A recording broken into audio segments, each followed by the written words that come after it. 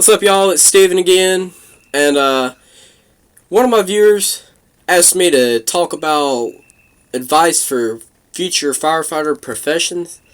Uniformservices.com. They're a great website. I'd prefer you, and I'd actually tell you, go visit our website. The advice that I want to give, my personal advice before I get to professional advice, is dedication, motivation, and honor, and courage, and bravery. All those words mean something. But when you put all of them together, you get a firefighter, a cop, EMS, military. That's what you get out of them words. For the professional part of being a fireman, you have to have determination, you have to have dedication, you have to be devoted to it. There's going to be times you're going to not be able to be at home with your girlfriend or your wife or your kids or your mom and pops.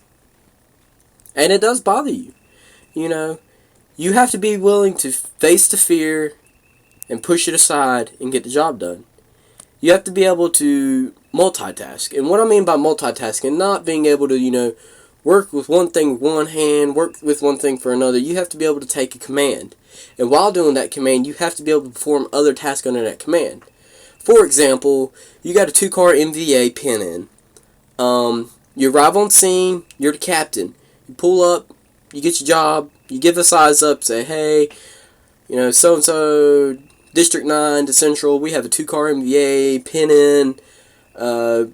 Be advised, we're starting rescue and extrication at this time.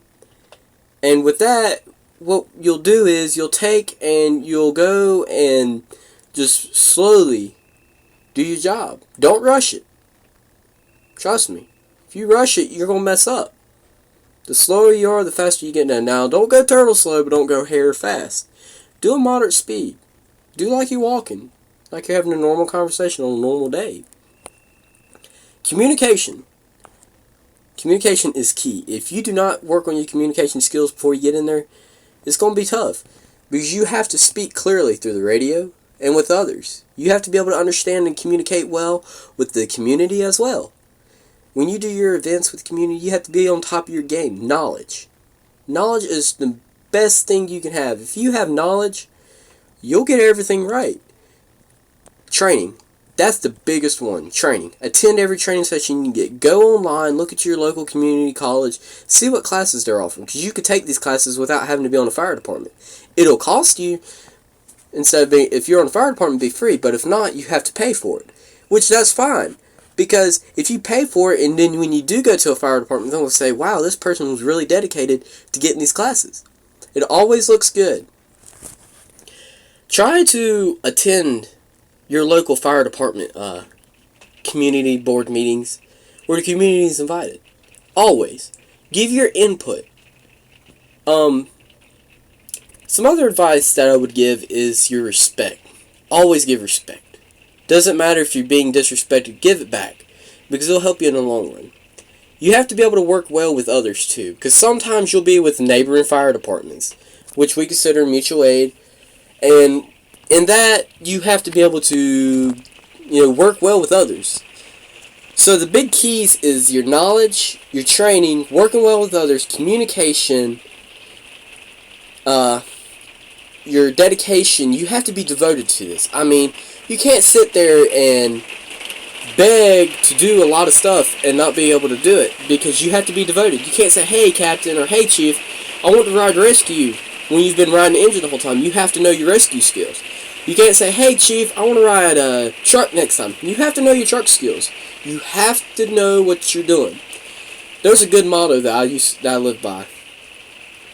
Training is key. Life is fun, and it's short. With training, you'll live a lot longer than what you would when you not without training. So use training. Training is key. Now, my fire chief always told me, son, if you can't get your head out your butt, you're not going to be able to fight fire. Finally realized what he said. And what he means by that is, don't think you know it all, because you never will. Don't say I've had enough training, I don't have to do it no more. Because in the end, training will get you safe. It will save your life. It may not save the victims, but it will save yours. And that's what's key.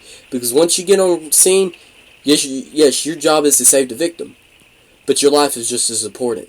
Don't risk two to save one. Always know your limits.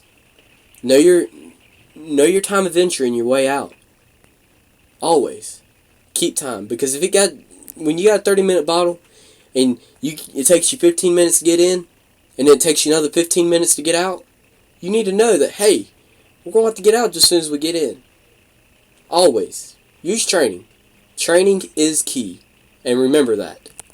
Thank you for watching. Please subscribe and follow me and leave more comments and ask more questions. I'd love to do this.